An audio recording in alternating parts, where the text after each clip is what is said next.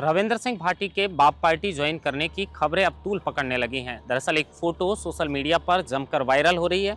ये फोटो है विश्व आदिवासी अधिकार दिवस की, जिसमें बाड़मेर सांसद उमेदाराम बेनीवाल, बांसवाड़ा सांसद राजकुमार रौत और शिव विधायक रविंद्र सिंह भाटी खुली जीप पर सवार होकर रोड शो करते हुए नजर आए।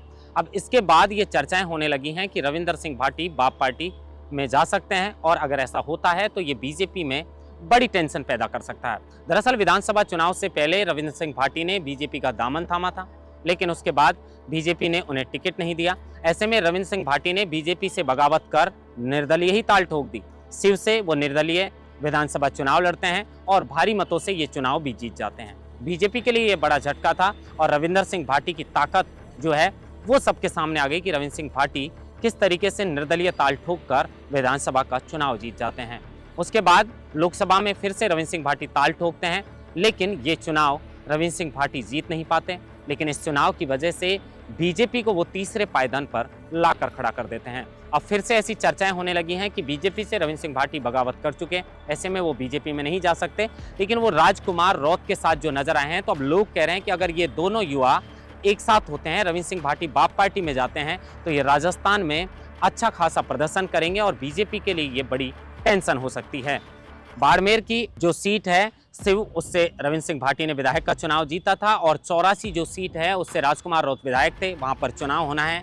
राजस्थान के अंदर आदिवासियों का भी अच्छा खासा दबदबा देखा जाता है और बाप पार्टी का भी जो है वो आदिवासी क्षेत्र में अच्छा खासा दबदबा है। ऐसे में अगर क्षेत्रीय पार्टी में रविंद्र सिंह भाटी जाते हैं तो लोगों का समर्थन भी उन्हें भरपूर मिलेगा। तो वहीं राजस्थान में जो उपचुनाव होंगे उसमें 3 सीटों पर कांग्रेस का दबदबा था, तो वहीं एक सीट से हनुमान बेनीवाल जो खींवसर से विधायक थे, तो एक सीट पर राजकुमार रौत 84 से विधायक थे। मात्र एक सीट जो उदयपुर में अमृतलाल मीणा की हार्ट अटैक से मौत के बाद खाली हुई है, वो सीट पर बीजेपी का दबदबा था।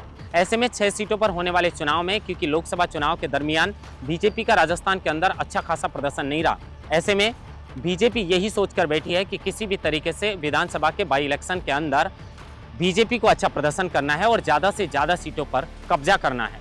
अब अगर बीजेपी ये सोचकर बैठी है और अगर रविंद्र सिंह भाटी बाप पार्टी में मिल जाते हैं, राजकुमार रौत के साथ नजर आते हैं, तो ये बीजेपी के लिए टेंशन बढ़ाने वाली बात हो सकती है, क्योंकि बीजेपी का 6 सीटों में एक सीट पर कब्जा था और बीजेपी ज़्यादा से ज़्यादा सीट निकालने की कोशिश कर रही है। अगर रविंद्र सिंह भाटी सचमुच बाप ज्वाइन करते हैं तो ये बीजेपी के लिए बड़ा झटका हो सकता है और उपचुनाव में भी बीजेपी को बड़ा झटका लग सकता है, क्योंकि 3 सीटों पर तो सचिन पायलट का अच्छा खासा दबदबा है।